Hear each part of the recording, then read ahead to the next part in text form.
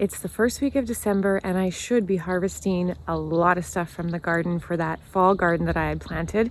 But you know what? I'm not. It is very slim pickings here because I made a lot of mistakes with my fall and winter garden, and I want to share those mistakes with you so you don't make the same mistakes. Hey there, nature lovers. If you are new here, my name is Jackie. This is my eco endeavor. I planted a big fall garden way back in, I don't know, I'll put the link to the video up here of what I planted. And I planted a fall garden and a winter garden. So the winter garden is different from a fall garden in that the fall garden has to do all of its growing in summer. So I planted, I think like July, August, and then it grows through the warm months and then you harvest it ideally all fall and winter long. A winter garden is different in that you plant it in late fall or late summer, early fall. It overwinters and then in spring it gives you a big harvest. And my winter garden should probably still give me something in the spring. But that brings me to my first issue that I made, or my first mistake that I made, and that was I didn't label anything. I thought, oh yeah, I'll know which ones are gonna be for fall and which ones are gonna be in spring because I'll be able to tell which ones grew and which ones didn't grow. But my fall garden didn't really grow. So now I'm stuck with all of these plants that are like half matured and I don't know which ones are going to give me food in the spring and which ones I should be composting for right now because they're not going to. So let's go do a quick tour of the garden and I'll show you those mistakes so you don't make those mistakes. So the thing with brassicas is they all kind of look alike. Like, is this kale? Is it broccoli? Is it cauliflower? I'm not entirely sure. And these have grown a little bit, but they really didn't put on the growth required to be able to get me to eat them before winter. We're gonna see, these are frost tolerant. We've had a couple of frosts already. They look to be doing fine. So definitely label your plants when you put them in and don't trust your memory. So I did seem to label this one. This is a cauliflower. Now this might be my overwintering one that again is going to produce in the spring, early spring, but maybe those fall ones will end up growing in the spring too. So we're just gonna have to take that risk because I didn't label anything. And that was my mistake number one, is I thought I'd remember where I planted stuff. I didn't. Another mistake I made is I forgot to account for the amount of food that those hungry little insects are going to eat as well.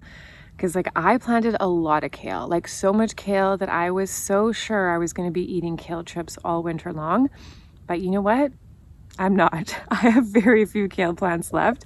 One thing when you're planting a winter or a fall garden, and that I kind of forgot about, was that your predators are gone because the birds tend to fly south for the winter.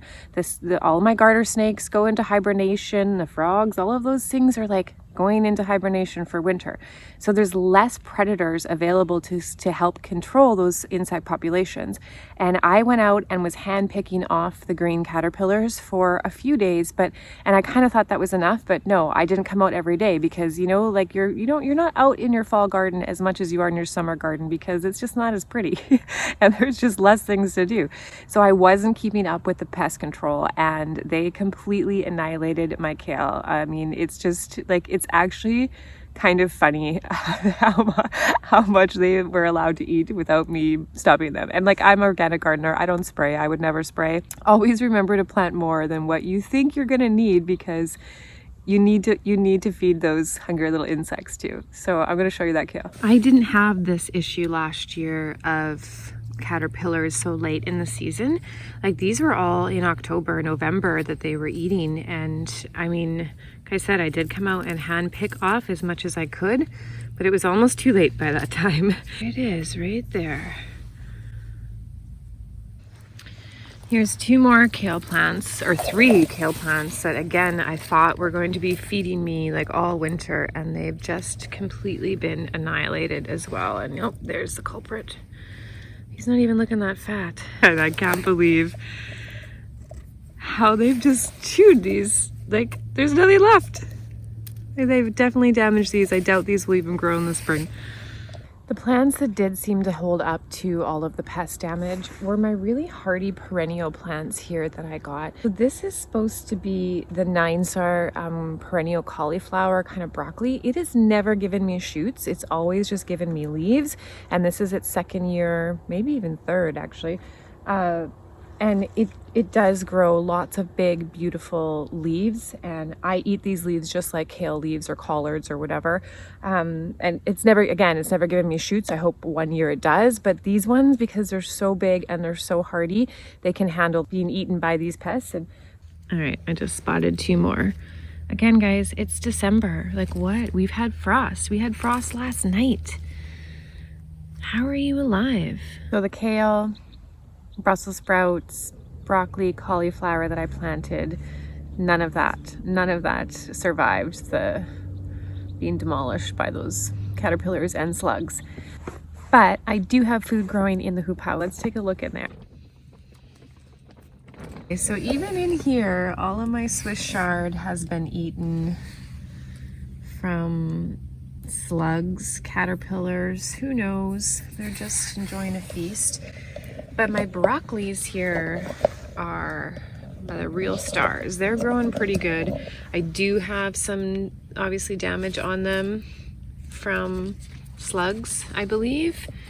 But look at here. I do have some little broccoli shoots. So that's kind of exciting that they seem to really like being in this greenhouse. But I have to open it up. I open it up. I go slug hunting and I pull these slugs out. So those are the main mistakes that I've made. I didn't label my winter varieties versus my fall varieties properly.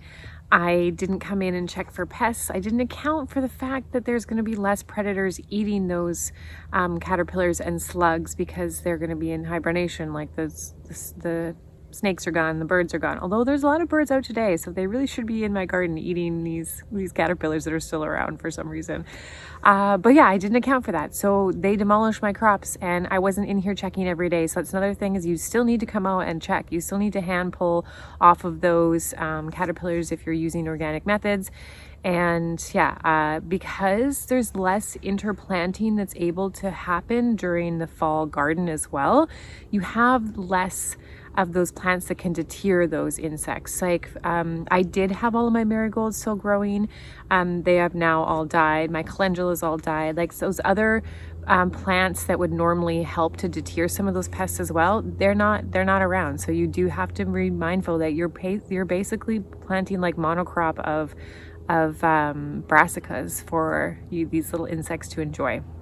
So try to keep it as diverse as possible. Plant in a polytunnel or a hoop cover, polytunnel, whatever, if you can. But then again, the slugs are still in there. They're still in there eating, so I still have to be checking. They're less in there, but they still find a way in. So that's all the mistakes I made in my garden, and hopefully you didn't make those same mistakes too, because again, I was hoping I was going to have Swiss chard and broccoli and cauliflower and Brussels sprouts and so many of these other delightful things to eat this winter, and so far I've got my 9-star perennial as well as carrots. My carrots did really well this year, and I've got lots of carrots that I can still grab.